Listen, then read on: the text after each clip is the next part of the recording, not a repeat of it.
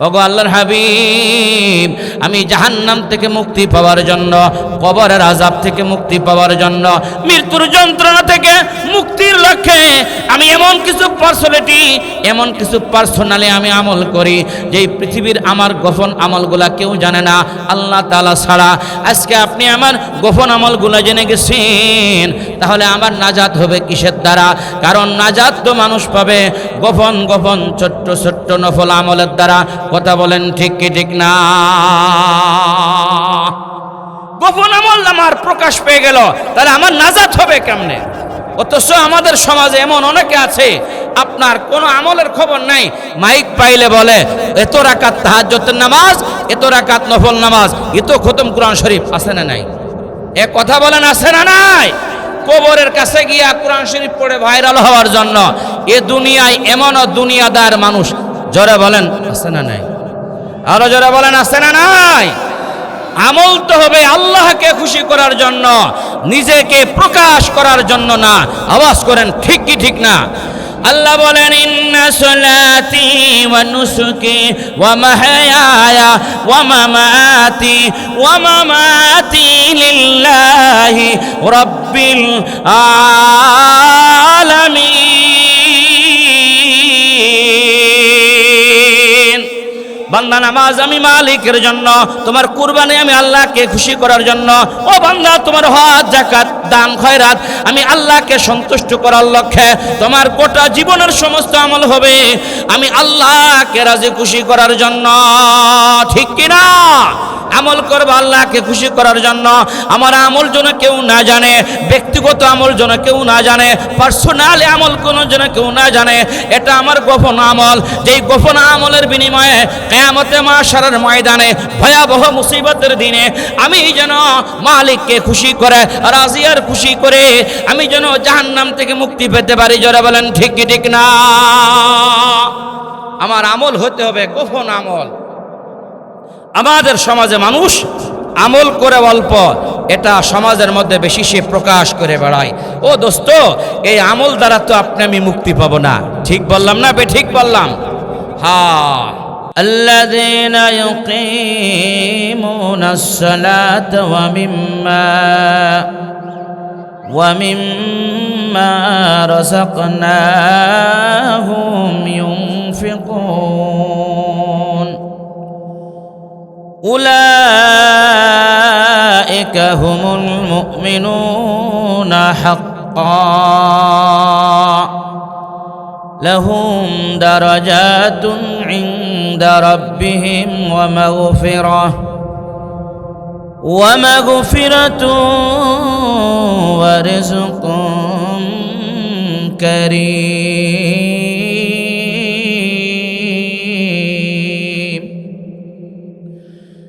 وقال النبي صلى الله تعالى عليه وسلم إذا مات الإنسان انقطع عمله إلا من ثلاث: صدقة جارية أو علم ينتفع به أو ولد صالح يدعو له، أو كما قال النبي صلى الله تعالى عليه وسلم. وقال النبي صلى الله تعالى عليه وسلم خيركم من تعلم القرآن وعلمه، أو كما قال النبي عليه الصلاة والسلام. तौहीद की अमानत सीनों में है हमारा, आशा नहीं मिटाना, नामो नशा हमारा। बातिल से डूबने वाले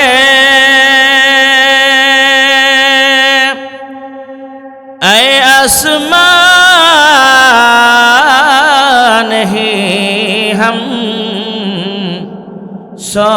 बर कर चुका तू इम्तिहान हमारा। जबान खुले पट करे बलगल उला बि कमालिही कशफत दुजा बि जमालिही हसनत जमीअ खिसालिही सल्लु अलैहि व आलिहि। मौलाया सल्ली वसल्लिम दाइमान अबदा अला हबीबिका खैरिल खल्क़ि कुल्लिहिम। हुवल हबीबुल्लज़ी तुरजा शफ़ाअतुहु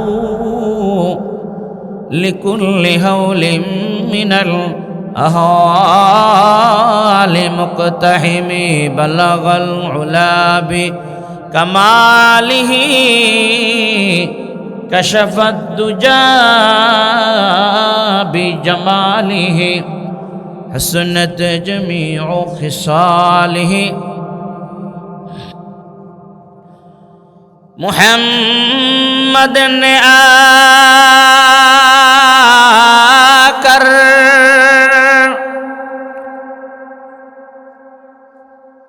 कुफर को मिटाया, कुफर को मिटाकर सदाकत बताया। ला इलाहा इल्लल्लाह ला इलाहा जरे ला इलाहा इल्लल्लाह ला इलाहा। जबान खुलुन प्राण खुले मोहब्बत साथे ला इलाहा। একটা এইভাবে বানতে হবে ইল্লাল্লাহ লা ইলাহা ইল্লাল্লাহ লা ইলাহা।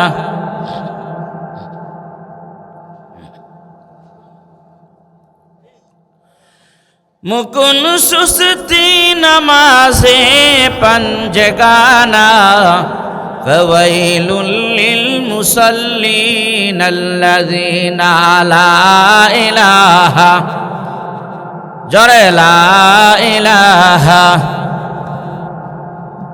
ला इलाहा ला इलाहा ला इलाहा इल्लल्लाह ला इलाहा इल्लल्लाह ला इलाहा ला इलाहा इल्लल्लाह मुहम्मदुर रसूलुल्लाह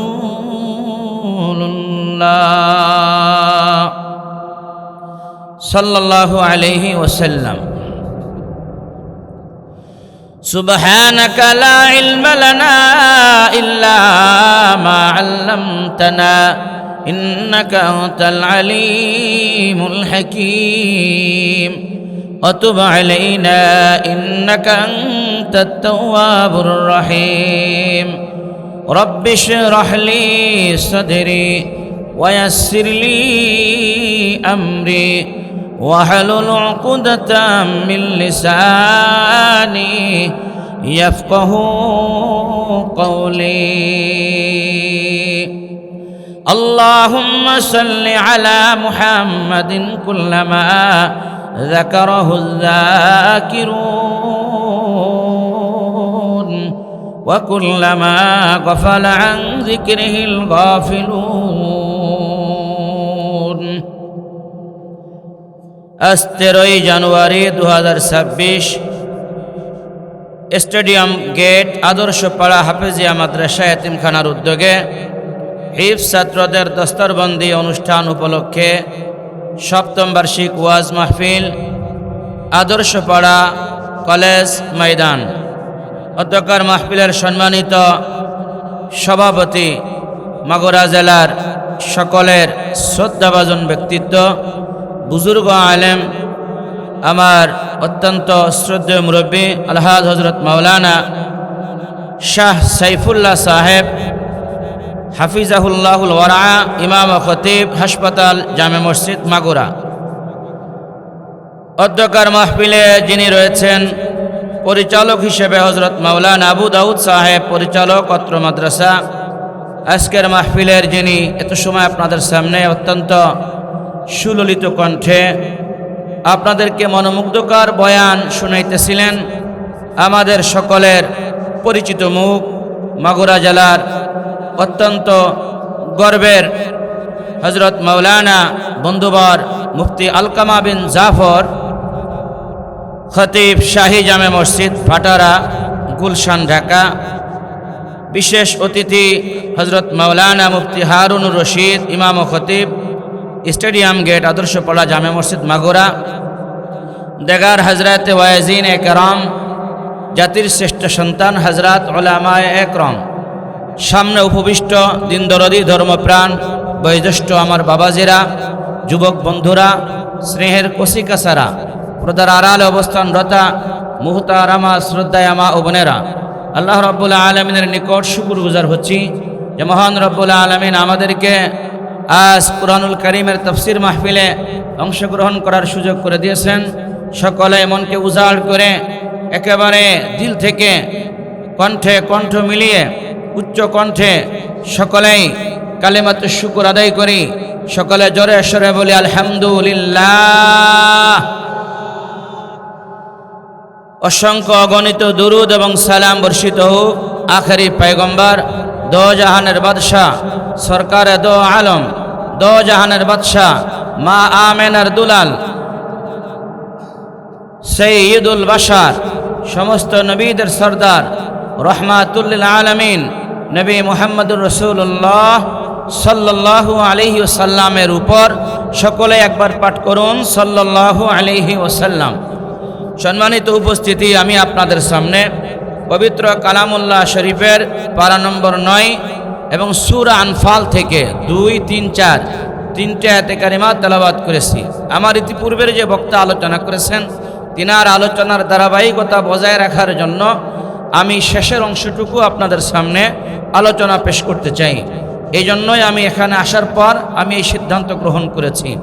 মহতারাম উপস্থিতি, আমার আলোচনার বিষয়বস্তু হলো একজন মানুষ যদি সে মুমিন হতে চায়, পরিপূর্ণ কামিল মুকাম্মাল মুমিন হতে চায়, তো তাকে আল্লাহ তাআলা কি দিক নির্দেশনা দিলেন, মালিক কি গাইডলাইন দিলেন, এই বিষয়টা আমি আপনাদের সামনে উপস্থাপন করতে চাই। আল্লাহ তাআলা বলেন, একজন পুরুষ, একজন মহিলা, আবাল বৃদ্ধ বনিতা, একজন মানুষ যদি সে কামিল মুকাম্মাল মুমিন হতে চায়, তো রব্বে কারিম বলেন তাকে 5টা গুণ অর্জন করতে হবে। আমার হাতের মধ্যে সমস্ত প্রশ্নের অ্যান্সার পাবেন। একজন মানুষ পরিপূর্ণ মুমিন হতে হলে কয়টা গুণ অর্জন করা লাগবে? সবাই একটু জবান খোলেন, কয়টা গুণ অর্জন করা লাগবে? একে তো শীতের টাইম, আবার কুয়াশা চলতেছে, বক্তাও ঠান্ডা, শ্রোতাও ঠান্ডা, তো মাহফিল তো গোরস্থানের মাহফিল নাকি বলেন? এটা গোরস্থানের মাহফিল। আমরা জিন্দা আছি না মুর্দা? জিন্দা আছি কে কে? এখনো জিন্দা আছি কে কে? একটু হাত দেখান তো, হাত তোলেন। হ্যাঁ, হাত তোলেন, নামাজ চালা দেন, নামাজ চালা দেন, সামনের খালি জায়গা পূর্ণ করেন, ডানে বামে খেয়াল করেন, তাকবীর দেন, নারায়ে তাকবীর, আওয়াজ করেন নারায়ে তাকবীর। কোরআন সুন্নাহর আলো, কোরআন সুন্নাহর আলো, সংসদে জালো, লিল্লাহি তাকবীর। হাত নামান। একজন মুমিনের তার জীবনে কামিল মুকাম্মাল পরিপূর্ণ পূর্ণাঙ্গ মুমিন হতে হলে 5টা গুণ অর্জন করা লাগবে। 5টা গুণ যদি অর্জন করতে পারি, তো মালিক বলেন আমি আল্লাহ তাআলা তোমাকে 3টা পুরস্কারে পুরস্কৃত করব। 5টা গুণ অর্জন করলে আল্লাহ তাআলা পুরস্কার দেবেন কয়টা? জোরে বলেন। 3টা। আলহামদুলিল্লাহ বলি সবাই। তো আল্লাহ তাআলা যদি পুরস্কার দেন, তো সেই পুরস্কারটা পৃথিবীর মানুষের চাইতেও হাদিয়ার মানটা ছোট হবে, নিম্নমানের হবে। কি বলেন? আমার আল্লাহ তাআলা যেই পুরস্কার বান্দাকে দিবেন এত মহৎ, এত বড়, এত চমকপ্রদ, এত চমক আকর্ষণীয় পুরস্কার পৃথিবীতে আর কেউ কি দেওয়ার অধিকার রাখে? এই পুরস্কার যিনি দেবেন তিনি কে? আল্লাহ তাআলা। আসুন আপনি আমি সহিহ কোরআনুল কারীমের আলোকে এবং হাদিসের আলোকে গুণগুলো আপনি আমি জেনে নেই। আল্লাহ রাব্বুল আলামিন আপনাকে আমাকে যে গুণগুলা দিবেন, রব্বুল আলামিন সেই গুণের আলোচনা করতেছেন। আপনারা জানেন, এই জানা বিষয়টা আমি আপনাদের সামনে আবার একটু তাকরার করতে চাচ্ছি ইয়াদ করার লক্ষ্যে। আমারও ইয়াদ হয়ে গেল, আপনাদেরও বিষয়টা আবার জেহেনে সুন্দর করে বসে গেল। আল্লাহ রাব্বুল আলামিন বলেন, ইন্নামাল মুমিনুনাল্লাযীনা ইযা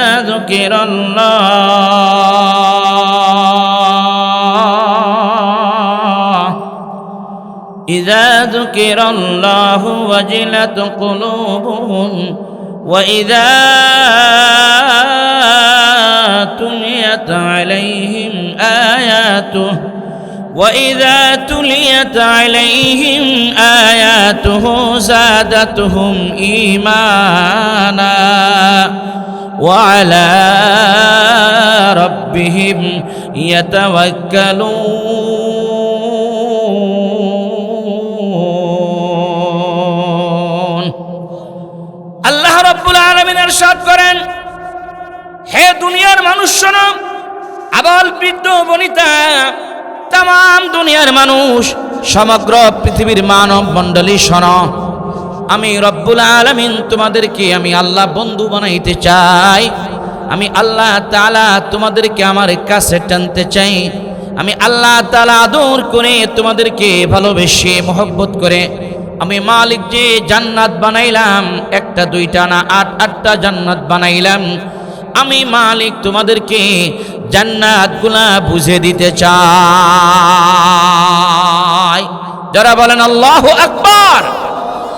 আল্লাহ রাব্বুল আলামিন বলেন, হে দুনিয়ার মানুষ, আমি রব্বুল আলামিন তোমাদেরকে পরিষ্কার বললাম, শোনো, 5টা গুণ যদি তোমরা অর্জন করতে পারো, 5টা সিফাত যদি বান্দা তুমি যদি কলবের মধ্যে যদি বসাইতে পারো, পা থেকে মাথা পর্যন্ত গোটা বডির মধ্যে যদি তুমি বান্দা 5টা গুণ যদি তুমি অর্জন করতে পারো, আমি আল্লাহ রাব্বুল আলামিন সার্টিফিকেট প্রদান করলাম, আমি মালিকের জান্নাতের খাতায় তুমি পূর্ণাঙ্গ কামিলে মুকাম্মাল মুমিন।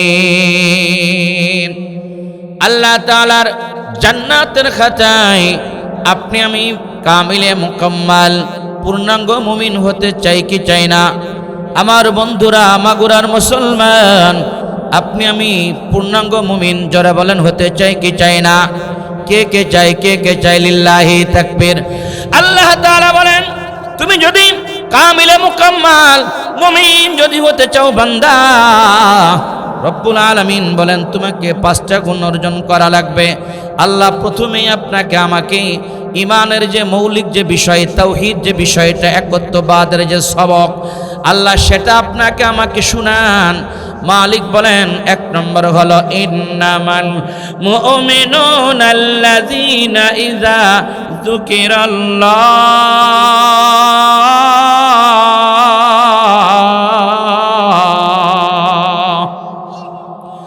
বান্দা শোনো, যখন মুমিনের সামনে, ইমানদারের সামনে যখন আমি আল্লাহ তাআলার যখন আলোচনা হয়, মালিকের নাম যখন ইমানদারের সামনে যখন আলোচনা হয়, আল্লাহ রাব্বুল আলামিন বলেন ওয়াজিলাত কুলুবুহুম, তখন বান্দার হৃদয় মালিকের ভয়ে প্রকম্পিত হয়ে থরথর করে কাঁপতে থাকে।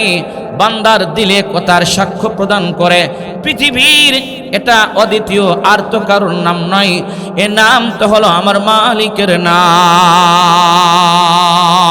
যারা বলে আল্লাহু আকবার। এটা আল্লাহ তাআলার নাম। পৃথিবীতে আল্লাহ রাব্বুল আলামিন যত কুল কায়নাতের মাখলুকাত মালিক বানাইলেন, আল্লাহ রাব্বুল আলামিন বাদে আর যাহা কিছু আছে সৃষ্টির, রব্বুল আলামিন বলেন, ও দুনিয়ার মানুষ শোনো, আমি আল্লাহর নাম উচ্চারণ করবাম, তার মানে আমি মালিক তোমাদেরকে একত্ববাদের সবক দিলাম, তাওহীদের শিক্ষা দিলাম। অর্থাৎ তুমি কালেমা তাইয়্যিবা শাহাদাতে তুমি বিশ্বাসী হবা। আমি আল্লাহ ঘোষণা দিলাম, যদি বান্দা তুমি কালেমা তাইয়্যিবা শাহাদাতকে স্বীকার করে নাও, আমি আল্লাহ তোমার জিন্দেগীর গুনাহগুলি মাফ করে দিয়ে আমি আল্লাহ তোমাকে আমার বন্ধু বানায় নেব। জোরে জোরে বলে আল্লাহু আকবার। আপনি আমি যদি কালেমা তাইয়্যিবা শাহাদাত, এমন একটি দামি কালেমা, কালেমা তাইয়্যিবা শাহাদাত যদি কোনো মানুষ মুখে স্বীকার করে নাই, কালেমা তাইয়্যিবা শাহাদাত যদি কোনো মানুষ পড়ে নাই, রব্বুল আলামিন প্রথমত যে কাজ করেন, আপনাকে আমাকে আল্লাহ বন্ধু বানায় নেন। এখন আল্লাহ তাআলা নিজেই ঘোষণা দিলেন যে আমি বন্ধু বানায় নেই। তো আপনি আমি আল্লাহ তাআলার বন্ধু হতে প্রস্তুত আছি না নাই? সবাই আছি? আল্লাহর বন্ধু হতে রাজি আছি? আল্লাহর যদি বন্ধু হয়ে যায় লাভ না ক্ষতি? আমরা তো দুনিয়ার সব প্রকার লাভ বুঝি, আল্লাহর বন্ধু হলে লাভ না ক্ষতি বলেন তো কেমন লাভ? আল্লাহ তাআলা সূরা ইউনূসের একটি আয়াতের মধ্যে মালিক বলেন, আল্লাহু ওয়ালিয়ুল্লাযীনা আমানু ইখরিজুহুম মিনাজ যুলুমাতি ইলান নূর।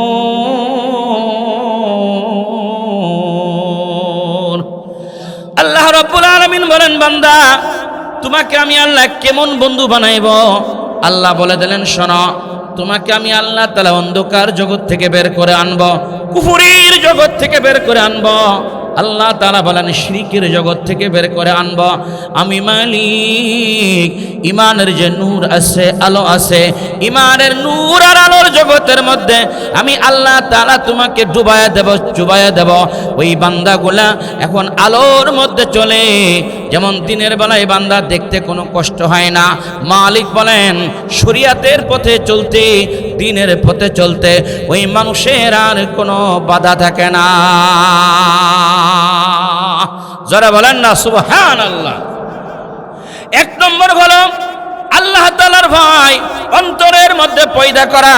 দুনিয়ার প্রশাসনকে আপনি আমি ভয় পাই, বাহিনীর লোককে আপনি আমি ভয় পাই, প্রত্যেকেই যার যার অফিসার স্যারকে আপনি আমি ভয় পাই।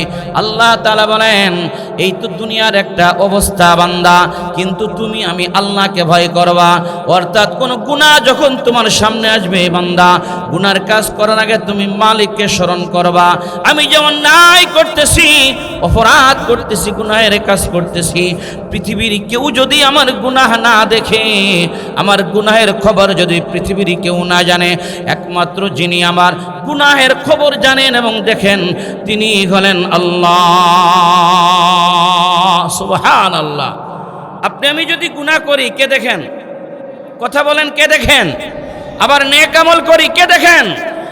আল্লাহ রাব্বুল আলামিন বলেন তাবারাকাল্লাযী বিয়াদিহিল মুলকু ওয়া হুয়া আলা কুল্লি শাইইন কাদির الذي خلق الموت والحياة ليبلوكم أيكم أحسن عملا وهو العزيز الغفور যারা বলেন আল্লাহু আকবার। হ্যাঁ, আজকে আমরা প্রত্যেকেই দুনিয়াতে সম্মান চাই, ইজ্জত চাই। ঠিক বললাম না বেঠিক বললাম? কে না সম্মান চাই দুনিয়াতে, কে না ইজ্জত চাই? প্রত্যেকেই চায় যে আমার নাম দুনিয়াতে শাহরাত হয়ে যাক, মশহুর হয়ে যাক, আমি প্রসিদ্ধি লাভ করি। দুনিয়াতে তো আপনি আমি এ কাজেই ব্যস্ত থাকি, ঠিক না বেঠিক? আল্লাহ রাব্বুল আলামিন বলেন শোনো বান্দা, আজকে তুমি অমুক অমুক গোত্রের অমুক বংশের কত বড়াই করো, লড়াই করো, নিজেকে কত জাহের করো, সমাজে প্রকাশ করো। বান্দা তুমি জানো তুমি কিসের তৈরি, তুমি কিসের সৃষ্টি জানো? তুমি যে আমি মালিককে ভুলে গেছো। আল্লাহ পাক তাবারাকা ওয়া তাআলা বলেন ইয়া আইয়ুহান নাস ইন্নাকা কাদিহুন। আল্লাহ রাব্বুল আলামিন বলেন ইয়া আইয়ুহাল ইনসান মা গররাকা বিরাব্বিকাল কারীম। কোন ধোঁকায় তোমাকে আমি মালিক থেকে দূরে সরালো? হে বান্দা, কিসের লোভে, কোন স্বার্থে, কোন লোভে বান্দা তুমি আমি মালিককে ভুলে গেছ? তোমাকে আমি আল্লাহ বানাইলাম, এই কুদরতি কপাল তো তুমি আমি মালিকের পায়ে ঠেকাবা। তুমি তো সিজদা করবা আমি আল্লাহ তাআলাকে, গোলামি করবা আমি আল্লাহর, দাসত্ব করবা আমি আল্লাহর, ইবাদত করবা আমি আল্লাহর। তোমাকে কোন বস্তু ভুলে দিল? আমি মালিককে দূরে সরায় দিল। আজকে আমি মালিককে তুমি ভুলে গেছো। আমি মালিকের গোলামি করো না, আমি মালিকের ইবাদত করো না। বান্দা কোন বস্তু তোমাকে আমি মালিক থেকে দূরে সরায় দিল? আল্লাহ রাব্বুল আলামিন বলেন, বান্দা আজকে তোমার অনেক নাম, আজকে তোমার অনেক ডাক নাম, সবাই তোমাকে চেনে। এমন একটা দিন ও বান্দা তোমার থেকে অতিক্রম করছে, দুনিয়ার কেউ তোমাকে জানতো না, চিনতো না। তোমাকে এত বড় করার পিছনে সমস্ত যা কিছু আমি আল্লাহ তাআলা তোমাকে এত বড় করলাম, সমস্ত নিয়ামত তো আমি আল্লাহ তোমাকে দিয়েছি। যারা বলেন না সুবহানাল্লাহ। আল্লাহ পাক তাবারক ওয়া তাআলা বলেন, হাল আতালাল ইনসানি হিনুম মিনাদ দাহরি লাম ইয়াকুন শাইআম মাযকুরা। যারা বলেন আল্লাহু আকবার। হে বান্দা, তোমার সামনে কি এমন একটা সময় কি যায় নাই, এমন একটা যুগ কি তোমার অতিক্রম করে নাই, যেই সময়টা তোমাকে কেউ জানতো না, কেউ চিনতো না? যখন তুমি এক ফুটা নাপাক পানি থেকে তৈরি হলে, শুক্রকীট থেকে আমি আল্লাহ বানাইলাম, ভ্রূণ থেকে আমি আল্লাহ বানাইলাম, আবার কোনোটা পুরুষের ভ্রূণ, কোনোটা হলো আপনার নারীর ভ্রূণ। আমি মালিক তোমাকে পুরুষ বানাইলাম, আমি আল্লাহ কাউকে নারী বানাইলাম। পুরুষ বানানোর কারিগর আমি আল্লাহ, নারী বানানোর কারিগর হলাম আমি আল্লাহ, তোমাকে বানাইলাম আমি আল্লাহ। ও বান্দা, চায়ের দোকানে আজকে তুমি গল্প আড্ডা মারো, তুমি কি জানো এমন একটা সময় তোমার গিয়েছে, কেউ তো তোমাকে চিনতো না, তোমার আলোচনা দুনিয়ার কেউ করতো না। ওই সময়টা আমি আল্লাহ কত যত্নে, আমি আল্লাহ কত কুদরতি ভাবে ফেরেশতাদেরকে দিয়া তোমার মায়ের উদরে গর্ভাশয়ের মধ্যে আমি আল্লাহ তোমার মতো আস্ত মানুষ আমি মালিক বানাইলাম। আল্লাহু আকবার। দুনিয়াতে আল্লাহ তাআলা যদি কাউকে জন্ম অন্ধ বানান, একেবারে কানা, আল্লাহ তাআলা যদি কাউকে বানান বুবা, তাহলে আপনাদের কাছে আমি প্রশ্ন করতে চাই, পৃথিবীতে এমন কোন মেডিসিন আছে যে ওই মানুষকে সুস্থ করা যাবে? আল্লাহ তাআলা যাকে জবান দেয় নাই, জন্ম বুবা, বধির, কথা বলতে পারে না, বলেন তো তার জবান খোলার কোনো মেডিসিন আছে? যে জন্ম অন্ধ, তার চক্ষু খোলার কোনো মেডিসিন আছে? আল্লাহ তাআলা আপনাকে আমাকে এত সুন্দর জবান দান করলেন, চক্ষু দান করলেন, আল্লাহ তাআলা বডি দান করলেন, আল্লাহ তাআলা হাত দান করলেন, আল্লাহ তাআলা পাও দান করলেন, আল্লাহ তাআলা মেধা দান করলেন, আল্লাহ তাআলা মস্তিষ্ক দান করলেন। আল্লাহ তাআলা আপনাকে আমাকে কত সুন্দর করে যেখানে যেটা সিটিং করা দরকার, যেখানে যেটা ফিটিং করা দরকার, মালিক যত্নে, অতি যতনে আপনাকে আমাকে বানাইছেন। আওয়াজ করেন ঠিক না বা ঠিক? আল্লাহ তাআলা বলেন, ইন্না খলাকনাল ইনসানা মিন নুতফাতিন আমশাজ। এই মানুষ বানানোর পিছনে রব্বুল আলামিন বলেন, বাবার কোনো কৃতিত্ব নাই, মায়ের কোনো কৃতিত্ব নাই, স্বামী স্ত্রীর কোনো কৃতিত্ব নাই, আবার কারুর একার কোনো যোগ্যতা ও সলাহিয়াত এখানে নাই। আল্লাহ তাআলা বলেন, স্বামী স্ত্রীর যৌথ মিলন, তাদের সঙ্গে আপনার যৌথ মিলনের মাধ্যমে আমি আল্লাহ রাব্বুল আলামিন এক ফুটা শুক্রকীটকে, ভ্রূণকে নির্বাচন করি, ওটা মায়ের গর্ভে আমি আল্লাহর কুদরতে চলে যাই, পাঠায় দেয়, আমার নির্দেশে পৌঁছানো হয়। এক ফুটা যদি সেখানে পৌঁছে, মালিক বলেন একটা সন্তান হয়, 2 ফুটা পৌঁছালে মালিক বলেন 2টা সন্তান হয়, 3 ফুটা পৌঁছালে মালিক বলেন 3টা সন্তান হয়, মালিক বলেন 4টা ফুটা গেলে মালিক বলেন 4টা সন্তান হয়, 5টা নুক্তা প্রবেশ করলে 5টা সন্তান হবে, 6টা প্রবেশ করলে 6টা সন্তান হবে, 7টা প্রবেশ করলে 7টা সন্তান হবে। মালিক বলেন এই ভ্রূণগুলা যিনি বানান, মালিক বলেন এই শুক্রকীট যিনি পয়দা করেন, তিনি তো হলাম আমি আল্লাহ। তাহলে আপনারা বলেন এখন ইবাদত করব কার? আল্লাহ রাব্বুল আলামিন সেই কথাটা শুনান, ইন্নামাল মুমিনুনা আল্লাযীনা ইযা যুকিরাল্লাহ।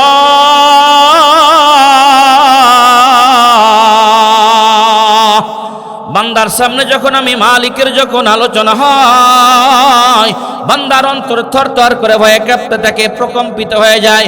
মুমিন তখন আমি মালিককে স্মরণ করে, এটা তো আমি মালিকের নাম।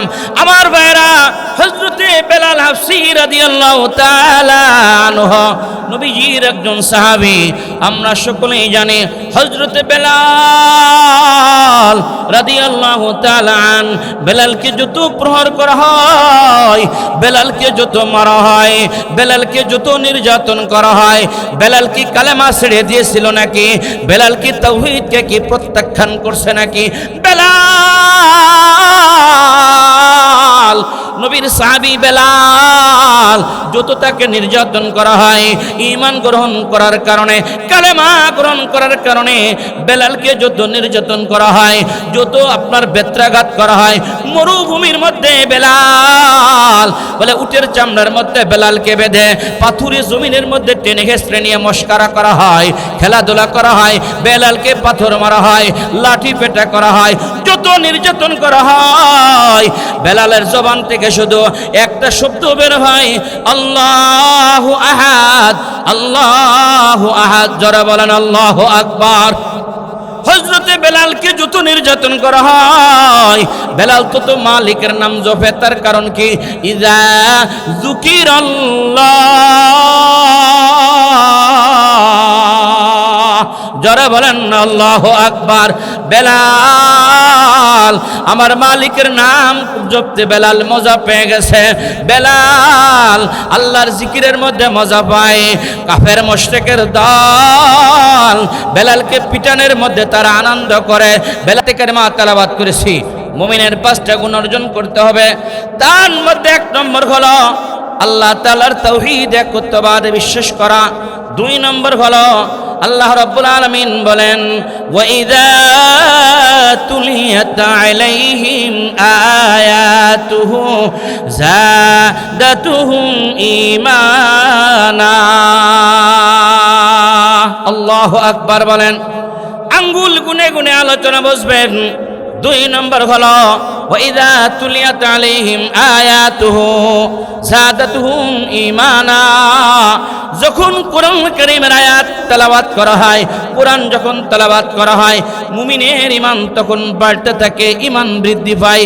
যারা বলেন না আল্লাহু আকবার। আমার দিকে তাকান, আমার দিকে তাকান, আপনারা আমার দিকে তাকান। কোরআন তেলাওয়াত করলে ঈমান বাড়ে না কমে? আওয়াজ করেন, বাড়ে না কমে? আপনারা সবাই বলেন কোরআন তেলাওয়াত করলে ঈমান বাড়ে না কমে? এখানে কোরআন তেলাওয়াত করা হচ্ছে, আপনাদের ভালো লাগতেছে? কোরআনের তাফসীর হলে কি ভালো লাগে? আপনি ধরে নেবেন আপনার মধ্যে ঈমানের পাওয়ার আছে। সুবহানাল্লাহ বলেন। ভাই এখানে কোনো কথা বলা যাবে না, স্টেজের পিছনে কোনো আওয়াজ হবে না, সাউন্ড হবে না, কথা হবে না। আপনারা দূরে গিয়ে কথা বলেন, অন্যথা স্টেজে চলে আসেন। এই তোমরা সামনে আগে বসো। এখানে কোনো কথা হবে না। জিকির করেন আল্লাহ আল্লাহ আল্লাহ, জোরে আল্লাহ আল্লাহ আল্লাহ আল্লাহ। জবান খোলেন, এমন একদিন আসবে জিকির করতে চাইবেন কিন্তু জবান বন্ধ হয়ে থাকবে। জোরে আল্লাহ আল্লাহ আল্লাহ আল্লাহ।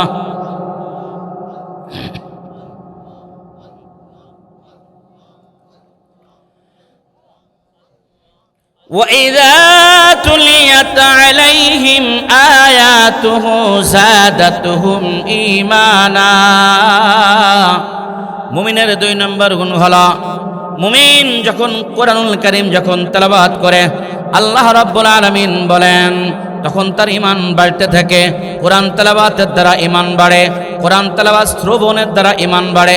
কোরআনের আলেমদেরকে ইজ্জত করার দ্বারা, তালিবুল ইলমদেরকে, উলুমে নবুওয়াদেরকে সম্মান করার দ্বারা, হাফেজে কোরআনদেরকে ইজ্জত সম্মান করার দ্বারা, সমাজের ইমামদেরকে শ্রদ্ধা সম্মান করার কারণে, সমাজের যারা মুফাসসির মুহাদ্দিস উলামা একরাম যারা আছেন তাদেরকে সম্মান করার দ্বারা ঈমান বাড়ে না কমে? কথা বলেন, বাড়ে না কমে? ঈমান বাড়ে। কুরআনুল কারীমের ব্যাপারে মালিক তো পরিষ্কার বলে দিলেন, কুরআনুল কারীম এমন একটা আল্লাহ তাআলার কালাম, কুরআনুল কারীম তেলাওয়াতের দ্বারা কুরআন কাউকে ইজ্জত বাড়ায়, কুরআন মানুষের সম্মান বাড়ায়। আবার কুরআনুল কারীম দূরে থাকার কারণে কুরআন থেকে মানুষের সম্মান কমে যায়। কুরআনুল কারীম তেলাওয়াতের দ্বারা আপনার সম্মান বাড়ে, ঈমান বাড়তে থাকে। জোরে বলেন আল্লাহু আকবার। আমার ভাইরা, রাসূলুল্লাহ সাল্লাল্লাহু আলাইহি ওয়াসাল্লাম কুরআনুল কারীম ঘরের মধ্যে নবীজি তেলাওয়াত করতেন। নবীজির তেলাওয়াত শুনে শুনে কাফেররা দলে দলে ইসলাম ধর্ম গ্রহণ করে মুসলমান হয়ে যায়। সুবহানাল্লাহ বলবেন না? অভ্যাস আছে বলার? মাশাআল্লাহ, জোরে বলেন না সুবহানাল্লাহ। আল্লাহর নবী কুরআনুল কারীম তেলাওয়াত করেন। আল্লাহর নবীর জবানের কালামুল্লাহ তেলাওয়াত কত মধুর। নবীজির কুরআনুল কারীম তেলাওয়াত শুনে শুনে কাফেররা দলে দলে মুসলমান হয়। আমার বন্ধুরা, কাফের মুশরিকরা ঈমান গ্রহণ করে শুধুমাত্র নবীজির কালামুল্লাহ কুরআন শরীফ তেলাওয়াতের কারণে। কালামুল্লাহ তেলাওয়াত এত মধুর, কিয়ামতের ময়দানে আল্লাহ রাব্বুল আলামিন জান্নাতি মানুষ যখন জান্নাতের মধ্যে প্রবেশ করবে, আমার দিকে লক্ষ্য করুন। এখানে যেমন স্টেজ তৈরি করা হয়েছে, এখানে যেমন চেয়ার দেওয়া হয়েছে, কিয়ামতের ময়দানে অর্থাৎ জান্নাতের মধ্যে আল্লাহ রাব্বুল আলামিন জান্নাতীবাসীদের সামনে আল্লাহ তাআলা একটা সমাবেশ করবেন, গণজমায়েত করবেন। জোরে বলেন আল্লাহু আকবার। এমন সমাবেশ মালিক করবেন, জান্নাতীদেরকে নিয়ে আল্লাহ তাআলা একটা সমাবেশ করবেন। ওই সমাবেশের প্রধান অতিথি হবেন আল্লাহ। জোরে বলেন না আল্লাহু আকবার। আল্লাহ রাব্বুল আলামিন নিজেই প্রধান অতিথি। আল্লাহ তাআলার চেয়ারের পাশে আরেকটা সিংহাসন বানানো হবে। ওই সিংহাসনের মধ্যে রব্বুল আলামিন যিনাকে বসাবেন তিনি হবেন আপনার আমার নবী সাইয়্যিদুল আম্বিয়া। নবীজি চেয়ারের মধ্যে বসবেন এবং বাম পাশে এরকম সমস্ত নবীদের জন্য চেয়ার সিংহাসন প্রস্তুত করা হবে। আল্লাহ রাব্বুল আলামিন বলবেন, ও দুনিয়ার মানুষ, তোমরা দুনিয়ার মধ্যে কুরআন শরীফ তেলাওয়াত করতে, কালামুল্লাহ তেলাওয়াত করতে জানো। ওই কালামুল্লাহ তেলাওয়াত কত মধুর। আল্লাহ রাব্বুল আলামিন বলবেন, দাউদ পয়গম্বর কোথায়? দাউদ আলাইহিস সালামকে ডাকা হবে। পয়গম্বর দাউদ আলাইহিস সালাতুস সালাম তিনি আসবেন। দাউদ পয়গম্বর তিনি কি করবেন? জবুর শরীফ তেলাওয়াত করবেন। আল্লাহর দেওয়া কণ্ঠ দেয়া তেলাওয়াত শুনে মানুষ 40,000 বছর পর্যন্ত মানুষ বেহুশ হয়ে যাবে। দাউদ নবীর কণ্ঠে জবুর তেলাওয়াত শুনে মানুষ 40,000 বছর পর্যন্ত মানুষ একেবারে অজ্ঞান বেহুশ অবস্থায় থাকবে। জোরে বলেন আল্লাহু আকবার। এরপরে রব্বুল আলামিন বলবেন, হে জান্নাতে মানুষেরা শোনো, এই কালামুল্লাহ শোনো। আমার পয়গম্বর, আমি আল্লাহর হাবিবুল্লাহ মুহাম্মাদুর রাসূলুল্লাহ সাল্লাল্লাহু আলাইহি ওয়াসাল্লাম আল্লাহর নবী কালামুল্লাহ তেলাওয়াত করবেন। আল্লাহ বলবেন, মুহাম্মাদুর রাসূলুল্লাহ, আমার বন্ধু আপনি একটু তেলাওয়াত করে শোনান। নবী মুহাম্মদুর রাসূলুল্লাহ সাল্লাল্লাহু আলাইহি ওয়াসাল্লাম আল্লাহ পাক তাবারক ওয়া তাআলার সামনে নবীজি সূরা ইয়াসিন তেলাওয়াত করে শোনাবেন। নবীজির কণ্ঠের তেলাওয়াত কত মধুর হবে বলেন। আমাদের ওয়াজ মাহফিলগুলো দেখলেই বোঝা যায় কোরআনের সাথে আমাদের সম্পর্ক আসলে কেমন। অনেক দূরের সম্পর্ক। যদি হাজিরা নেওয়া হয়, আজকে কে কে কোরআন তেলাওয়াত করেছেন, প্রতিদিন নিয়মিত কারা কোরআন তেলাওয়াত করেন, প্রত্যেক দিন কন্টিনিউ কারা দুবেলা কোরআন তেলাওয়াত করেন, এমন মানুষের সংখ্যা বেশি না কম? কথা বলেন, বেশি না কম? এই কারণেই তো দিলগুলা মরে গেছে। কোরআন থেকে দূরে সরার কেন দিল মরে গেছে। আমার ভাইয়েরা, মুহাম্মাদুর রাসূলুল্লাহ সাল্লাল্লাহু আলাইহি ওয়াসাল্লাম দো জাহানের বাদশা। রাতের বেলায় আল্লাহ নবী ঘর থেকে বের হয়েছেন সাহাবীদের খবর নেওয়ার জন্য। আমি সিরাতের কিতাব থেকে হাদিসের আলোকে আপনাদেরকে শোনাই। নবী ঘর থেকে বের হয়েছেন, আল্লাহ নবী প্রথম তো বের হয়েছেন, দেখি আমার আবু বকর রাতের বেলায় কি আমল করে। রাতের বেলায় আমার আবু বকর কি আমল করে। এত বড় বড় মাহফিল হয়, প্যান্ডেল স্টেজ, এত অর্থায়ন করা হয়, এত অর্থ খরচ করা হয়, মানুষ মাহফিলের ময়দানে আসতে চায় না, গানের প্যান্ডেলে মানুষ ঠিকই যায়। কথা কন না, ঠিক না বে ঠিক? কারণ আল্লাহর সাথে মানুষের সম্পর্ক কম, ইমানের পাওয়ার কমে গেছে, কোরআনের সাথে মানুষের সম্পর্ক কম। বলতেছিলাম দো জাহানের বাদশা রহমাতুল আলামিন নবী আমার আবু বকরের বাড়ির দিকে নবী রাতের বেলা রওনা করেছেন। দেখি রাতের অন্ধকারে আমার আবু বকর কি আমল করে, কি তেলাওয়াত করে। নবীজি গেলেন, আবু বকর রাদিয়াল্লাহু তাআলা আন তিনার বাড়িতে গিয়ে নবীজি কানটা লাগায় দিয়েছেন। আর আল্লাহর নবী শুনতে পান ঘরের মধ্যে হযরতে সিদ্দিক আকবর রাদিয়াল্লাহু তাআলা আন আস্তে আস্তে কালামুল্লাহর তেলাওয়াত করে। যারা বলেন আল্লাহু আকবার। হযরত আবু বকর কুরআন শরীফ তেলাওয়াত করে। তেলাওয়াত শুনে নবীজি কিছুই বলেন নাই। আল্লাহর নবী আর একটু অপেক্ষা করলেন। কিছুক্ষণ পর নবীজি শুনতে পেলেন ঘরের মধ্যে আল্লাহর নবী শুনতে পেলেন হযরতে সিদ্দিক আকবর রাদিয়াল্লাহু তাআলা আন এমন কান্না শুরু করেছে ঘরের ভিতর থেকে, যেমন চাপা কান্না, বাচ্চা যেমন আপনার মা বাবার কাছে কিছু চাইলে না দিলে কান্না করে। সিদ্দিক আকবর রাদিয়াল্লাহু তাআলা আন যিনি উম্মতের মধ্যে নবীদের পর প্রথম কাতারের জান্নাতি।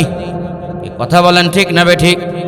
আমার মনে হয় আপনারা আমার দিকে মনোযোগী হচ্ছেন না। আপনারা এখানে কোরআনের বয়ান চলতেছে, ডানে বামে খেয়াল করার সময় কই বলেন? আপনাদের দৃষ্টি থাকবে কোরআনের মজলিস। এই কোরআনের মজলিসের একটা আদব একটু বলেন না ভাই, আছে না নাই? যারা বলেন আছে না নাই? আমি তো আপনাদের কাছের মানুষ, পরিচিত মানুষ, নিজেরাই তো যে ভাষা বুঝতেছেন না, কষ্ট হচ্ছে আপনাদের বুঝতে। মাশাআল্লাহ। হযরত সিদ্দিক আকবর রাদিয়াল্লাহু তাআলা আন ঘরের মধ্যে কিছুক্ষণ পর ফুফিয়ে ফুফিয়ে কান্না করতেছেন, অর্থাৎ তিনি আল্লাহর কাছে দোয়া করতেছেন। কাইফা হালি ইয়া ইলাহি লাইসা লি খায়রুল আমাল, কাইফা হালি ইয়া ইলাহি লাইসা লি খায়রুল আমাল। ও মালিক, আমি আবু বকরের তো কোনো আমল নাই। কিয়ামতের ময়দানে আপনি যদি আবু বকরের হাজিরা ডাকেন আর যদি ঘোষণা হয় আবু বকর জাহান্নামে যাবে, সে অপরাধী, পাপিষ্ট, পাপাচার, তাহলে আমার কি অবস্থা হবে? হযরতে সিদ্দিক আকবর প্রতিদিন রাতের বেলা যে আমলগুলি করতেন তার মধ্যে একটা আমল হলো নিয়মিত কোরআন শরীফ তেলাওয়াত করতেন এবং রাতের বেলায় কিছু সময় আল্লাহর কাছে দোয়া মোনাজাত কান্নাকাটি করতেন। নবীজি চলে আসলেন, কিছুই বলেন নাই। আবার নবীজি রওনা করলেন, দেখি আমার উমর রাতের বেলায় কি আমল করে। নবীজি রওনা হয়েছেন হযরত উমরের বাড়ির দিকে। নবীজি যাইতেছেন, রাস্তার মাঝখানে যাওয়ার পর দেখলেন ওই রাস্তার মাঝখান থেকে ওই ঘরের মধ্যে চিল্লায়া চিল্লায়া জোরে জোরে হযরতে উমর রাদিয়াল্লাহু তাআলা ঘরের মধ্যে কালামুল্লাহর তেলাওয়াত করে। জোরে বলেন আল্লাহু আকবার। নবীজি ফিরে আসলেন, কিছুই বললেন না। সকালবেলা আল্লাহর নবী ফজরের নামাজের ইমামতি করার পর ডাকলেন, ভাই আবু বকর তুমি আমার কাছে আসো, ভাই উমর তুমি আমার কাছে আসো। দুজনকে দুই পাশে বসালেন। নবীজির দুই পাশে দুই সাহাবী থরথর করে কাঁপতেছে, না জানি কোনো বেয়াদবি হয়ে গেল কিনা। বসার পর বলতেছেন নবীজি, আবু বকর রাতের বেলা তুমি কি আমল করতেছিলে বলো? ও আবু বকর রাতের বেলা কি আমল করতেছিলে? হযরতে সিদ্দিক আকবর চোখের পানি ছেড়ে দিয়ে কান্না শুরু করতেছে, ওগো আল্লাহর হাবিব, আমি জাহান্নাম থেকে মুক্তি পাওয়ার জন্য, কবরের আযাব থেকে মুক্তি পাওয়ার জন্য, মৃত্যুর যন্ত্রণা থেকে মুক্তির লক্ষ্যে আমি এমন কিছু পার্সোনালিটি, এমন কিছু পার্সোনালি আমি আমল করি যেই পৃথিবীর আমার গোপন আমলগুলা কেউ জানে না, আল্লাহ তাআলা ছাড়া। আজকে আপনি আমার গোপন আমলগুলা জেনে গেছেন, তাহলে আমার নাজাত হবে কিসের দ্বারা? কারণ নাজাত তো মানুষ পাবে গোপন গোপন ছোট্ট ছোট্ট নফল আমলের দ্বারা। কথা বলেন ঠিক কি ঠিক না? গোপন আমল আমার প্রকাশ পেয়ে গেল, তাহলে আমার নাজাত হবে কেমনে? অথচ আমাদের সমাজে এমন অনেকে আছে আপনার কোনো আমলের খবর নাই, মাইক পাইলে বলে এত রাকাত তাহাজ্জুদের নামাজ, এত রাকাত নফল নামাজ, এত খতম কোরআন শরীফ, আছে না নাই? এ কথা বলেন আছে না নাই? কবরের কাছে গিয়া কোরআন শরীফ পড়ে ভাইরাল হওয়ার জন্য এ দুনিয়ায় এমনও দুনিয়াদার মানুষ, জোরে বলেন আছে না নাই? আরো জোরে বলেন আছে না নাই? আমল তো হবে আল্লাহকে খুশি করার জন্য, নিজেকে প্রকাশ করার জন্য না। আওয়াজ করেন ঠিক কি ঠিক না? আল্লাহ বলেন ইন্না সলাতি ওয়া নুসুকি ওয়া মাহয়ায়া ওয়া মামাতি লিল্লাহি রাব্বিল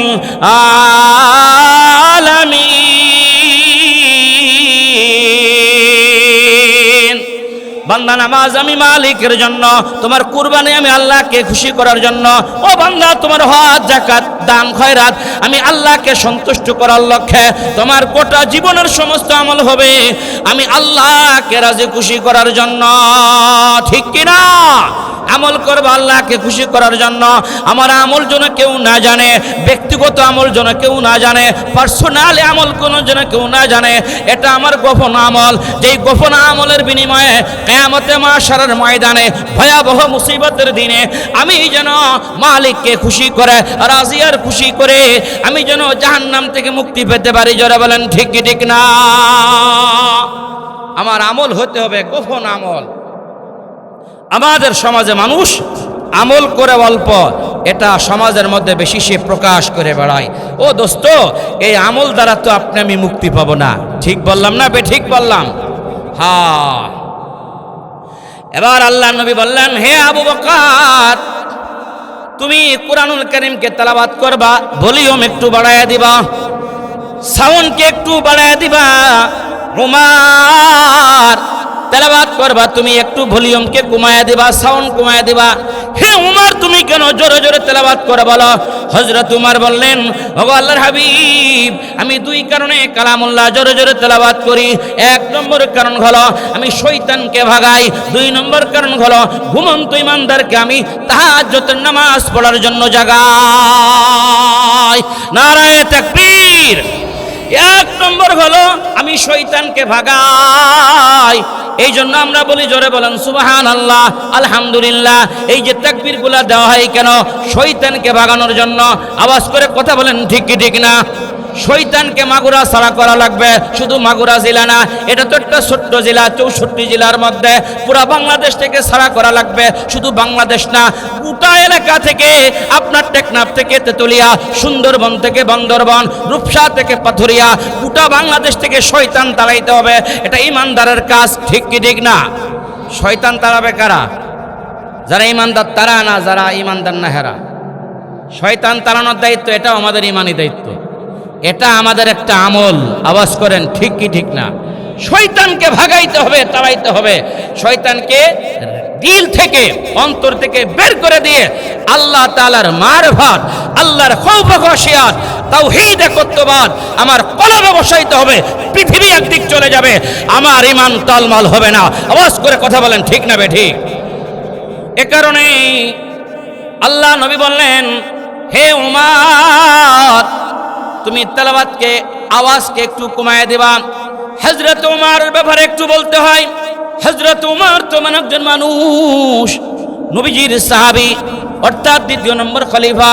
উনি কতটুকু অংশে রাজত্ব করতেন? হযরত উমর রাদিয়াল্লাহু তাআলা সমগ্র পৃথিবী যদি 4 ভাগ করা হয়, 1/4 একাই যিনি খলিফা ছিলেন, রাজত্ব করতেন, রাষ্ট্রপতি ছিলেন, তিনি ছিলেন আমিরুল মুমিনিন, খলিফাতুল মুসলিমিন হযরত উমর রাদিয়াল্লাহু তাআলা।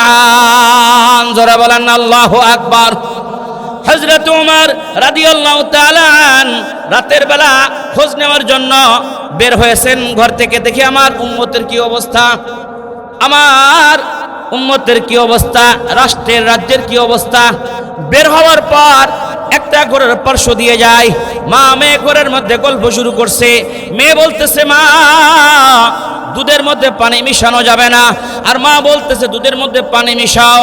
বলে কেউ তো জানতেছে না, কেউ দেখবে না। বলে কেউ দেখবে না, দুধের মধ্যে তুমি পানি মিশাও। এ কথা বলার পর মেয়ে বলতেছে, মা কেউ দেখবে না, এক কথা তো ভুল। বলে খলিফা তো দেখবে না। তো খলিফার খলিফা আল্লাহ যিনি, তিনি তো দেখবেন। জোরে বলেন ঠিক কি ঠিক না? আমি আপনাদের কাছে প্রশ্ন করতে চাই, আমরা গোপনে করি আর যত অন্তরঙ্গ একাকী নির্জনে নিভৃতে যত অপরাধ করি, আল্লাহ দেখেন কিনা? এই সাইড থেকে আওয়াজ করেন, আল্লাহ দেখেন কিনা? সামনে থেকে বলেন, আল্লাহ দেখেন কিনা? এই পার্শ্ব থেকে বলেন, আল্লাহ দেখেন কিনা? আল্লাহ তাআলা সব দেখেন, জানেন, শোনেন। জোরে বলেন ঠিক কি ঠিক না? হযরত ওমর রাদিয়াল্লাহু তাআলা আন দাঁড়ায়া তিনি দেখতেছেন, দেখি কাহিনী কি, ঘটনা কি। কিছুক্ষণ পর তিনি দেখলেন মেয়ে বলতেছে, দুনিয়ার কেউ যদি না জানে না দেখে, আল্লাহ তাআলা তো দেখতেছেন, যিনি সাত আসমান জমিনের মালিক। আল্লাহু আকবার বলেন। হযরত ওমর তাকওয়া আল্লাহওয়ালা, এ কারণেই প্রজারাও আল্লাহওয়ালা হয়ে গিয়েছিল। আওয়াজ করেন ঠিক না বেঠিক? উনি রওনা হয়েছেন, একদিকে সফর করার কারণে পিপাসা, দুধ পান করা লাগবে, পানি পান করা লাগবে। হযরত ওমর রাদিয়াল্লাহু তাআলা রাখালকে বলতেছেন, রাখাল আমার বড় পিপাসা, একটু আমাকে দুধ দাও। বলে, দুধ তো আপনাকে দেওয়া যাবে না। বলে, কেন? আমার মালিক তো আমাকে অনুমতি দেয় নাই। তাকওয়া কাকে বলে? খুদা ভীরুতা কাকে বলে? মুত্তাকির সিফাতের গুণ অর্জন করা কাকে বলে? বলে, আমার মালিকের তো অনুমতি নাই। বলে, তোমার মালিক তো দেখবে না, আমাকে সামান্য দুধ দাও, আমি পিপাসিত, একটু দুধ পান করতে চাই। বলে, আপনাকে তো দুধ দেওয়া যাবে না। বলে, আমার মালিক জানবে। বলে, মালিক যদিও না জানে, মালিকের আল্লাহ তিনি তো দেখতেছেন। জোরে বলেন ঠিক কি ঠিক না? এখন হযরত ওমর দ্বিতীয় প্রস্তাব করলেন, দুধ যদি দেওয়া না যায়, একটা বকরি আমার কাছে বিক্রি করে দাও। একটা বকরি কি করে দাও? সবাই মনোযোগ আছেন? একটা বকরি বিক্রি করে দাও। বলে, বকরি বিক্রি করার পর আমি মালিক হয়ে যাব। ওই বকরির দুধ আমি দহন করে আমি আমার পিপাসা নিবারণ করব। বলে, তাও তো অনুমতি নাই। এই কথা বলার পর হযরত ওমর রাদিয়াল্লাহু তাআলা সিজদায় পড়ে আল্লাহর কাছে কান্না করে, মালিক, আমার রাজ্যের প্রজাগুলা, আমার রাজ্যের মানুষগুলা, সাধারণ জনসাধারণ, সর্বসাধারণ মানুষগুলা এমন আল্লাহওয়ালা তাকওয়ার সিফাত আপনি অন্তরে দান করছেন যে তারা আল্লাহকে ভয় করে। জোরে বলেন আল্লাহু আকবার। এই ভয় কি আমাদের অন্তরে আছে? দুধের মধ্যে পানি মিশায় বাঙালি, দুধের মধ্যে পানি মিশায় না, আমরা পানির মধ্যে দুধ মিশাই। এই কথা বলেন আছে না নাই? আমি আপনাদের কাছে প্রশ্ন করতে চাই, এই সমস্ত অন্যায় যে আপনি আমি করতেছি, এই অন্যায় করার পর আপনার আমার মৃত্যুবরণ করা, মরা লাগবে কি লাগবে না? কথা বলেন, মরা লাগবে কি লাগবে না? আমার মাগুরার মুসলমান, ও আমার যুবকেরা, খুব ভালো মতো বোঝো, খুব ভালো করে বুঝে নেওয়ার চেষ্টা করবেন। যারা মানুষ মৃত্যুবরণ করার পর মানুষের কবরের অবস্থায় 8 প্রকার অবস্থা হয়। আমার বন্ধুরা, কবরের মধ্যে মানুষের কয় অবস্থা হয়? 8 অবস্থা। এদিকে তাকান, এদিকে তাকান, ভালো করে বুঝবেন কয় অবস্থা হয়। জোরে বলেন। আবার মানুষ মৃত্যুবরণ করার পরে মানুষের রূহ কোথায় যায়? বলেন, মানুষ মৃত্যুবরণ করার পরে মানুষের রূহ কোথায় যায়? আত্মা কোথায় যায়? এই দুইটা কথা বলতে পারলে আমি আমার বিষয় শেষ করে দেব ইনশাআল্লাহ। মানুষ ইন্তেকালের পর মানুষের আত্মাগুলা, রূহগুলা 7 জায়গা ভাগ হয়। কয় জায়গা? জোরে বলেন। এটা আলোচনার একটা অত্যন্ত গুরুত্বপূর্ণ টপিক। আমার বন্ধুরা, মানুষ ইন্তেকালের পর মানুষের রূহ 7 জায়গা ভাগ হয়। কয় জায়গা ভাগ হয়? এবার আমি বয়ান কোথায় থাকবে? পৃথিবীর সবচেয়ে দামি মানুষ, নবীদের পর যিনি সবচেয়ে দামি মানুষ, হযরত সিদ্দিক আকবর রাদিয়াল্লাহু তাআলা আন, ওনাকে প্রশ্ন করা হলো, সিদ্দিক আকবর, ভাই আবু বকর, মানুষ ইন্তেকালের পর তার রূহ কোথায় যায়? ও সিদ্দিক আকবর, নবীর সাহাবী, আপনি বলেন, মানুষ ইন্তেকালের পর মানুষের রূহগুলা কোথায় যায়? যে সিদ্দিক আকবর এমন একজন সাহাবী, নবীদের পর যার সবচাইতে বেশি মর্যাদা, যার সবচাইতে শ্রেষ্ঠত্ব সবচাইতে বেশি, আল্লাহ রাব্বুল আলামিন 1,16,00,000 সাহাবা একরাম, কারুর নাম আল্লাহ তাআলা কোরআনের মধ্যে আনে নাই সাহাবী বলে। একমাত্র একজন সাহাবী আল্লাহ রাব্বুল আলামিন, যিনার নামটা কোরআনের মধ্যে আল্লাহ সরাসরি সাহাবী শব্দ ব্যবহার করেছেন। জোরে জোরে বলেন আল্লাহু আকবার। আমার তাকবীর দেই, নারায়ে তাকবীর, জোরে নারায়ে তাকবীর। কোরআন সুন্নাহর আলো, সংসদে জালো, লিল্লাহি তাকবীর। আমার বন্ধুরা, সিদ্দিক আকবরকে প্রশ্ন করা হয়েছে মানুষ ইন্তেকালের পর রূহ কোথায় যায়? আপনারা কেউ বলতে পারেন মানুষ ইন্তেকালের পর রূহ কোথায় যাবে? আমি তাকে পুরস্কার দেব, পুরস্কৃত করব। বলেন, ওয়াজ প্রতিদিন হয়, মরে মরে ওয়াজ হচ্ছে, ওয়াজ শুনতেছি, কিছু ওয়াজ তো মুখস্থ করা লাগবে, বাড়িতে নিয়ে যাওয়া লাগবে। বলেন জি। ইল্লিন আর সিজলিন দুই জায়গা, আর কেউ আছেন? কত জায়গা যায়? আমি একটু আগে আমি ভূমিকার মধ্যে বললাম মানুষ ইন্তেকালের পর রূহ 7 জায়গা যায়, এখনো বলতেছে যে 2 জায়গা যায়। মানুষ ইন্তেকালের পর মানুষের রূহ কয় জায়গা যায়? এবার বলেন কয় জায়গা ভাগ হয়ে যায়? ভাই মুখ খোলেন, জবান খোলেন, মানুষ ইন্তেকালের পর মানুষের রূহ কয় জায়গা ভাগ হয়ে যায়? মাশাআল্লাহ। এবার বলেন, আপনারা মনোযোগ আছেন, এবার আমরা একে একে 7টা জায়গা জেনে নিব এবং আমি বুঝে নিব যে আমার রূহটা কোথায় থাকবে ইনশাআল্লাহ। সিদ্দিক আকবর রাদিয়াল্লাহু তাআলা আন, আল্লাহ রাব্বুল আলামিন যার ব্যাপারে বললেন, ইয ক্বালা লি সাহিবিহি লা তাহজান ইন্নাল্লাহা মা'ানা। জোরে বলেন আল্লাহু আকবার। সাহাবী শব্দ আল্লাহ তাআলা, এত সাহাবী থেকে কোন সাহাবীকে আল্লাহ সাহাবী বলে নাই। একজন সাহাবী আবু বকরের ব্যাপারে আল্লাহ কোরআনের মধ্যে আয়াত নাযিল করে দিলেন, রাসূল আপনার সঙ্গী সাহাবী আবু বকর, তার শানে আমি আল্লাহ আয়াত নাযিল করে দিলাম। জোরে বলেন আল্লাহু আকবার। হযরত আবু বকর এমন দামি, উম্মতের আমল যদি এক পাল্লায় রাখা হয়, গোটা তামাম উম্মতের আমল এক পাল্লায় রাখা হয়। সিদ্দিক আকবর তার আমল যদি অপর পাল্লায় রাখা হয়, আমার বন্ধুরা, ও মাগুরার আমার মা বোনেরা, আমার বৃদ্ধ বাবাজিরা, যুবক বন্ধুরা, আমার কচিকাচারা, ভালো করে বুঝে নেওয়ার চেষ্টা করবেন। আমার সিদ্দিক আকবর রাদিয়াল্লাহু তাআলা আন, তিনি এমন দামি মানুষ, সমস্ত উম্মতের আমল যদি এক পাল্লায় রাখা হয়, সিদ্দিক আকবর রাদিয়াল্লাহু তাআলা আন তিনার আমলের পাল্লা ভারী হয়ে যাবে। যারা বলেন আল্লাহু আকবার। হযরত সিদ্দিক আকবর রাদিয়াল্লাহু তাআলা আন তিনি বললেন, মানুষ ইন্তেকালের পর রূহগুলা 7টা জায়গা ভাগ হয়ে যায়। তার মধ্যে 1 নম্বর জায়গা হলো নবীদের রূহগুলা কোথায় যায়? আল্লাহ রাব্বুল আলামিন বলেন, নবীরা হলো ভিআইপি পারসন। নবীদের রূহগুলা আল্লাহ আপনার আমার সঙ্গে রাখবে না। আল্লাহ রাব্বুল আলামিন বলেন, নবীদের রূহগুলা কোথায় যায়? রব্বুল আলামিন বলেন, নবীদের রূহগুলা আমি আল্লাহ তাআলা জান্নাতে আদনের মধ্যে নিয়ে রাখা হয়। যারা বলেন আল্লাহু আকবার।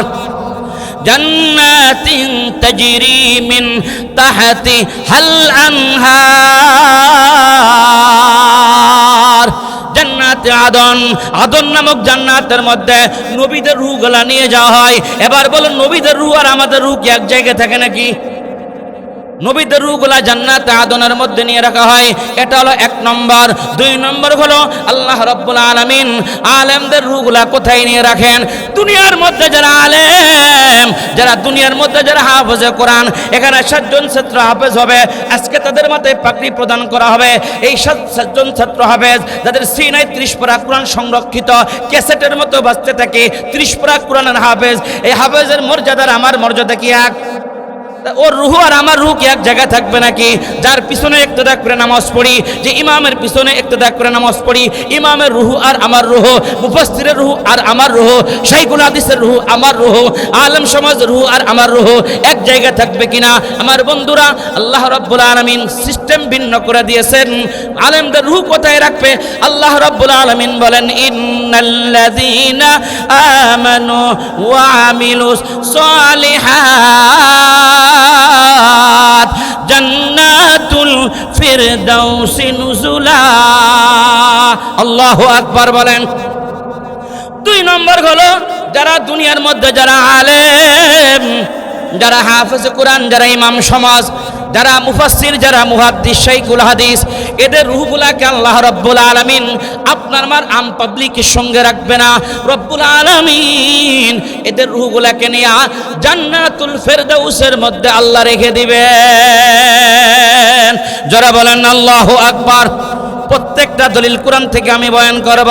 তাহলে 2 নম্বর হলো আল্লাহ আলেমদের রূহগুলাকে আল্লাহ জান্নাতুল ফেরদাউসের মধ্যে রাখবেন। সুবহানাল্লাহ বলেন। হ্যাঁ,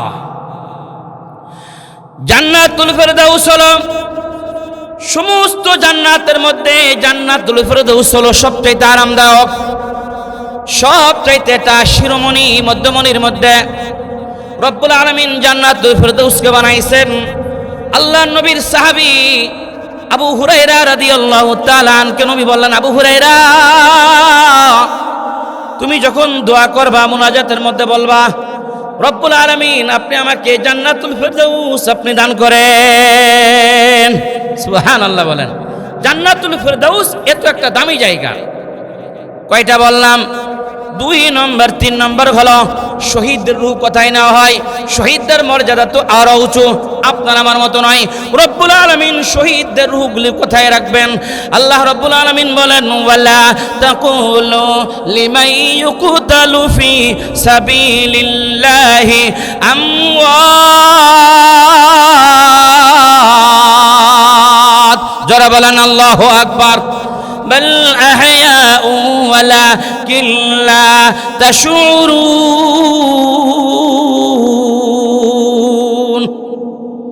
শহীদের রূহগুলাকে আল্লাহ তাআলা জান্নাতের মধ্যে রাখবেন। এরা সমস্ত জান্নাতের মধ্যে উড়ে বেড়াবে, সবুজ পাখির আকৃতি নিয়ে জান্নাতের মধ্যে শহীদের রূহগুলা ঘুরে বেড়াবে। আর তারা সকাল সন্ধ্যা 2 বেলা জান্নাতের আপ্যায়ন গ্রহণ করবে, মেহমানদারি গ্রহণ করবে, খায় এবং পান করবে। আল্লাহু আকবার বলেন। 3 নম্বর হলো যারা সাধারণ, যারা ইমানদার, যারা ইমানদার অর্থাৎ আমলও আছে, গুনাহও আছে, আমলও আছে, আছে না নাই? গুনাহও করে, আমলও করে, আছে না নাই? কথা বলেন না কেন? আমরা কি গুনাহমুক্ত? আমাদের গুনাহ নেই? গুনাহ আছে না নাই? আবার নেক আমল আছে না নাই? আমরা মসজিদে যাই কিনা জোরে বলেন? আমরা নামাজ পড়ি কিনা বলেন? আমরা যাকাত দেই কিনা বলেন? হজ আদায় করি কিনা বলেন? যাকাত প্রদান করি কিনা বলেন? সৎ কাজের আদেশ করি কিনা বলেন? অসৎ কাজে বাধা প্রদান করি কিনা বলেন? গুনাহের কাজে আপনি আমি যাই, আবার মসজিদের মধ্যেও যাই, নামাজও পড়ি, আবার গুনাহের কাজও করি। যাদের এরকম, যারা ইমানদার, সাধারণ যারা ইমানদার, এদের রূহগুলাকে আল্লাহ রাব্বুল আলামিন কোথায় রাখবেন? আল্লাহ রাব্বুল আলামিন বলে দিলেন, ইন্নাল আবরারা লাফি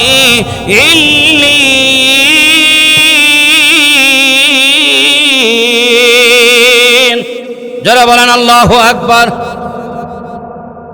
ইল্লিয়িন যারা নেককার, দিনদার, সাধারণ যারা মুসলমান, এদের আত্মা রূহগুলাকে আল্লাহ তাআলা 7 আসমানের উপরে আল্লাহ ইল্লিয়িন নামক জায়গা আল্লাহ রাখবেন। জোরে বলেন সুবহানাল্লাহ।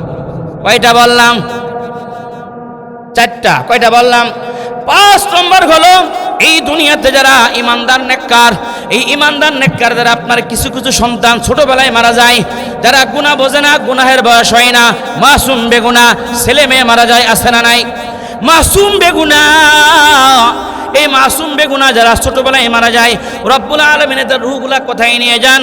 এদের রূহগুলা আপনার জান্নাতের মধ্যে পয়গম্বর ইব্রাহিম আলাইহিস সালাতুস সালাম, তিনি কুস্তুরীর পাহাড়ের উপরে এদের রূহগুলা সেখানে জমায়েত করা হয়। পয়গম্বর ইব্রাহিম আলাইহিস সালাতুস সালাম এই সন্তানগুলাকে ইলম দিন শিক্ষা দেন, ইলম দিন শিক্ষা দিয়া এদেরকে আলেম বানান। এরা কিয়ামতের ময়দানে বড় আলেম হয়ে উঠবে, গুনাহগার জাহান্নামী মা বাবাকে সুপারিশ করে জান্নাতে নিয়ে যাবে। সুবহানাল্লাহ বাড়িতে গিয়ে বলবেন না, মুখ খোলা যায় না। সুবহানাল্লাহ বলেন না ভাই, আরো জোরে বলেন না সুবহানাল্লাহ। বলে বলে বলাইতে হয়। সুবহানাল্লাহ একবার বললেই জান্নাতে একটা গাছ লাগানো হয়। এখনো বলে না।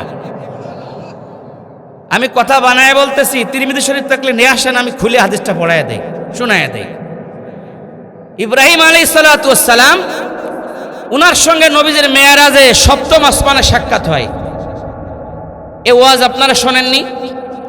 তো 7ম আসমানে ইব্রাহিম নবীর সঙ্গে যখন নবীর সাক্ষাৎ হয়, তখন আল্লাহ নবী তিনাকে ইব্রাহিম পয়গম্বর বললেন, মুহাম্মদুর রাসূলুল্লাহ সাল্লাল্লাহু আলাইহি সাল্লাম, শোনেন, আপনার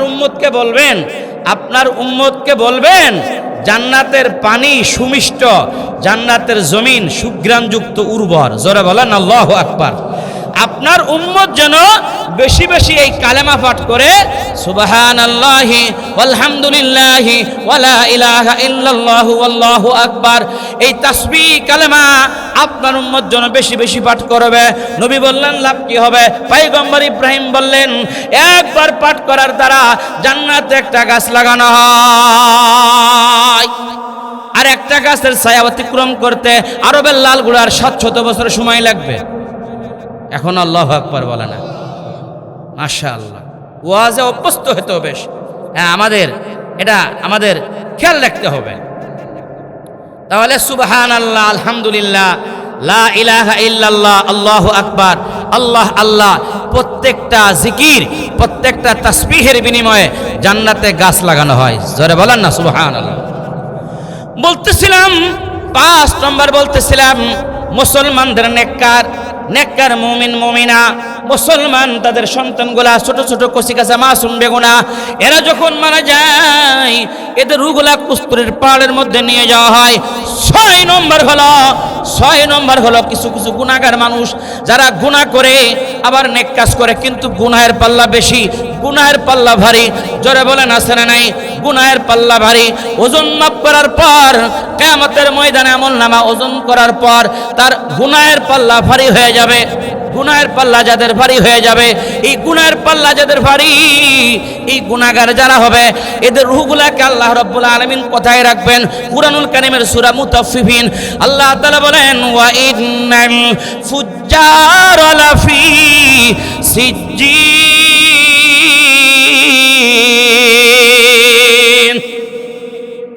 সপ্তম জমিনের নিচে এদের রূহগুলা রাখা হবে, গুনাহগারদের রূহ 7 আসমানের নিচে রাখা হবে। আর এক প্রকার লোক আছে যারা দুনিয়ার মধ্যে যারা মুশরিক কাফের বদ্দিন, এক কথায় অমুসলিম, কালেমা মানে না, তাইয়্যিবা শাহাদাত বিশ্বাস করে না, কালেমা গ্রহণ করে নাই, অমুসলিম কাফের মুশরিক। চিল্লায় বলেন আছে না নাই? আছে না নাই? এরা চিরস্থায়ী জাহান্নামী, ফি নারি জাহান্নামা খালিদিনা ফিহা আবাদা, এরা স্থায়ী জাহান্নামী। মৃত্যুর পর এইভাবে মানুষের 7 জায়গা রূহগুলা ভাগ হয়ে যাবে, 7 জায়গা রূহগুলা রাখা হবে, তারপর আবার কবরের মধ্যে রূহগুলা ফিরাইয়া দেওয়া, সুয়াল জব করা হবে। জোরে জোরে বলেন আল্লাহু আকবার। এবার আপনি বিবেচনা করেন, হিসাব করে নেন আপনার আমার রূহটা কোথায় রাখা হবে? 7 জায়গার কোন জায়গা? তাহলে মানুষ ইন্তেকালের পরে মানুষের রূহ 7 জায়গা ভাগ হয়ে যায়।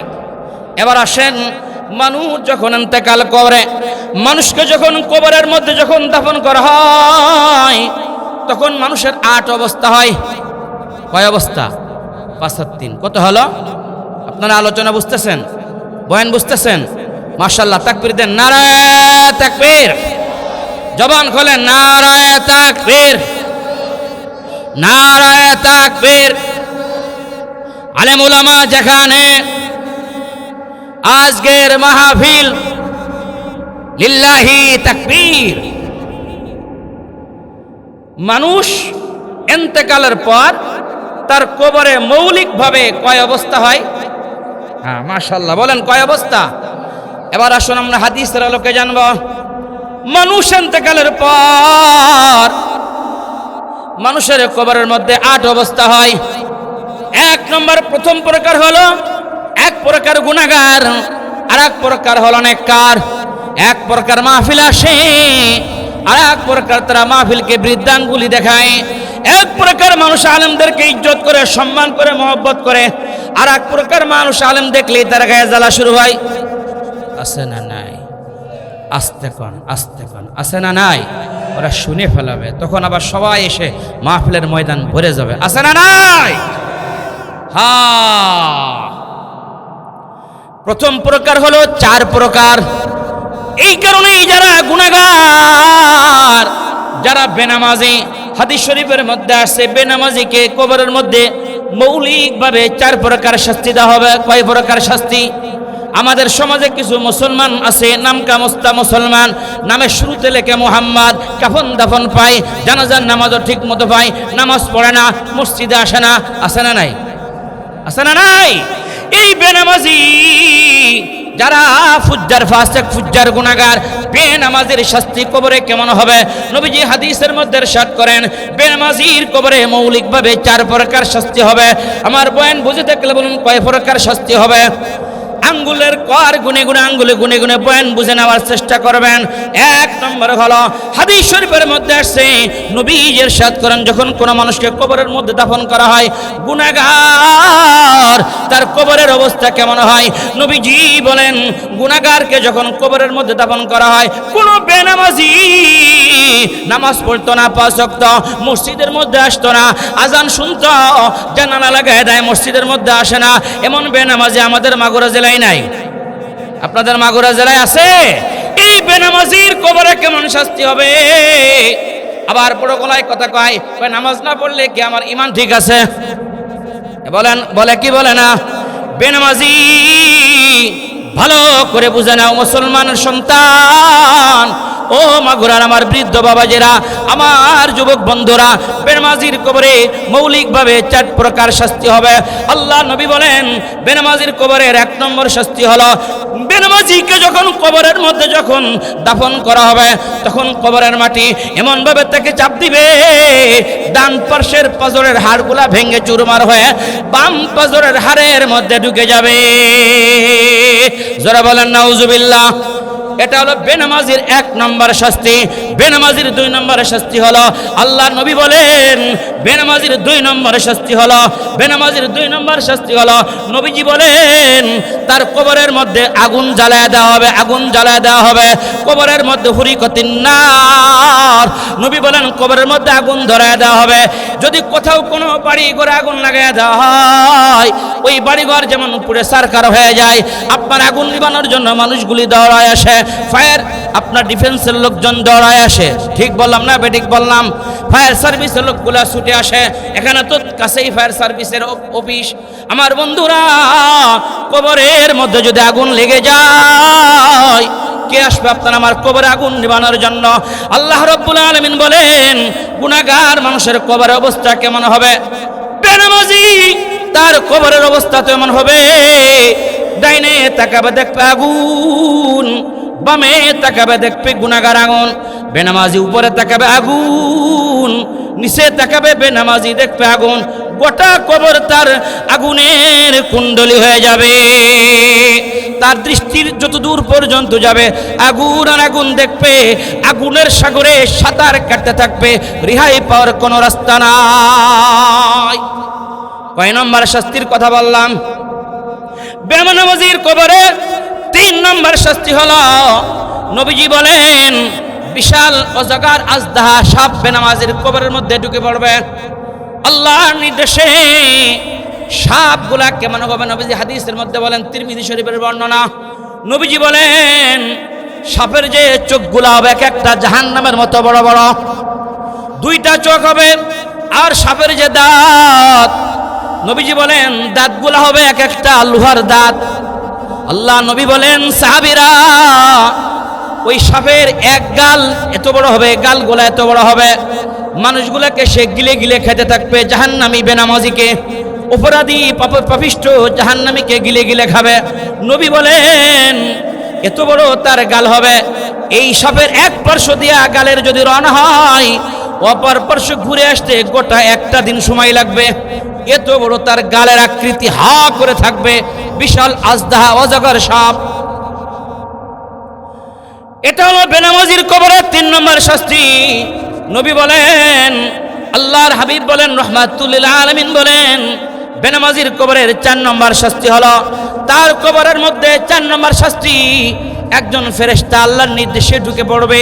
ওই ফেরেশতা বধির, কানে শোনে না, ফেরেশতা অন্ধ, চোখে দেখে না, কথাও বলতে পারে না।